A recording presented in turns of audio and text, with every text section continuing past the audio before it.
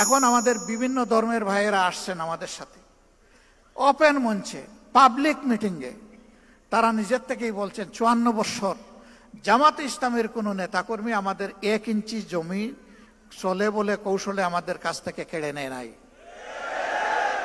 আমাদের কোনো মায়ের ইজ্জতে, আমাদের কোনো বোনের ইজ্জতে, আমাদের কোনো মেয়ের ইজ্জতে হাত দেয় নাই, আমাদের গড় বাড়িতে আক্রমণ চালায় নাই, আমাদেরকে বাস্তু বিটাহীন করে নাই, আমাদের কাছ থেকে চাঁদা দাবি করে নাই। আমরা শিখাইয়া দেই না রে ভাই, তাদেরকে বলি যে আপনি আপনার মনের মতো করে যা ইচ্ছা তাই বলতে পারেন, আপনি বলতে থাকেন। হ্যাঁ, তারা সেখানে এসে তাদের উপর নির্যাতনের কিছু কথা বলে কিছু দুঃখের কাহিনী শোনায়। আমরা তখন লজ্জিত হই যে আমরা না করি, কেউ না কেউ তো তাদের উপরে এই জুলুমগুলা করে। অথচ আমরা পাশাপাশি প্রতিবেশী, যুগ যুগ ধরে এক জায়গায় বসবাস করে আসছি। লেখাপড়া করতে গেলে একই বেঞ্চে বসে একই ডেস্কে বই রেখে আমরা লেখাপড়া করেছি। আজকে আমাদের এই সহযাত্রীদের সাথে আচরণ কেন?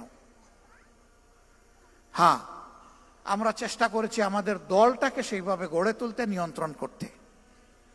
আমরা আশা করি এই দলের হাতে আল্লাহ যদি দেশ পরিচালনার দায়িত্ব দেন, এখন আমরা দল নিয়ন্ত্রণ করেছি, আমরা ইনশাআল্লাহ দেশও নিয়ন্ত্রণ করতে পারব।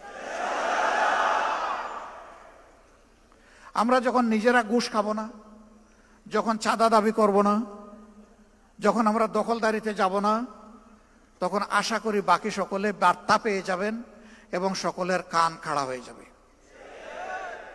এরপরে আমাদের সংগঠন হোক অথবা যে কোনো নাগরিক হোক, যদি এর কোনো ব্যত্যয় ঘটে, তার জন্য সত্যিকারের প্রয়োগ করার মতো আইন থাকবে ইনশাআল্লাহ।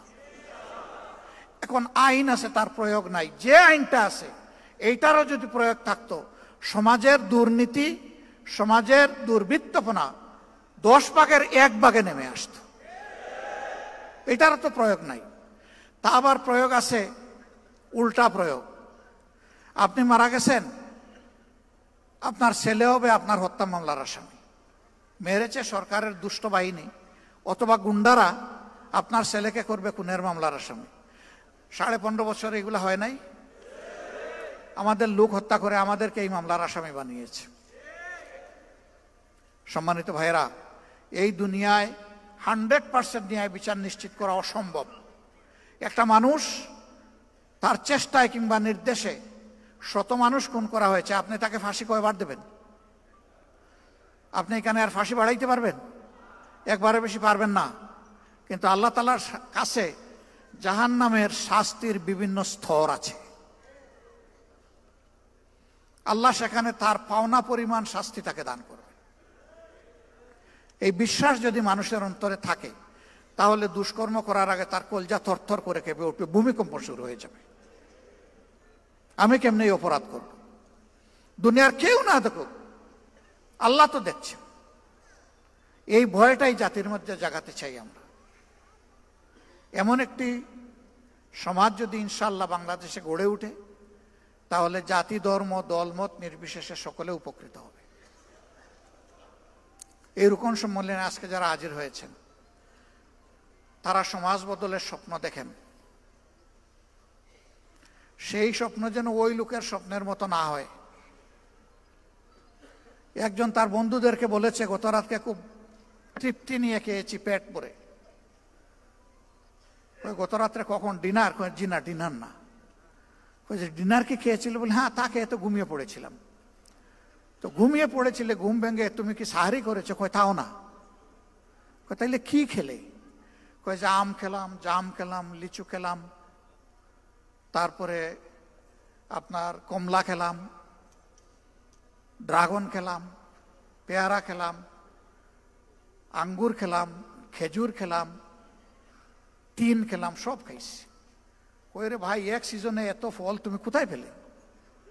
আমরা তো বাজারে এগুলা পাই না। কই ভাই না ভাই, আমি তো স্বপ্নে খেয়েছি।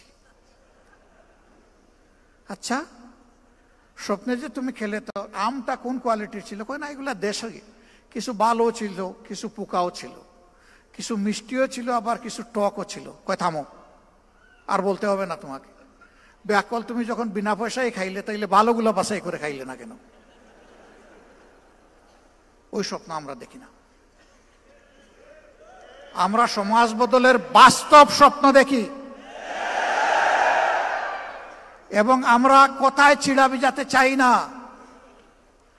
আমরা চাই দুধ অথবা পানি দিয়ে ছিড়া ভিজবে, আর প্রয়োজনে আমাদের রক্ত দিয়ে ছিড়া ভিজবে। সেই রক্ত যদি আল্লাহ মানবতার জন্য, মানবতার মুক্তির জন্য আল্লাহ কবুল করেন, আল্লাহর দরবারে লাখো শুকরিয়া।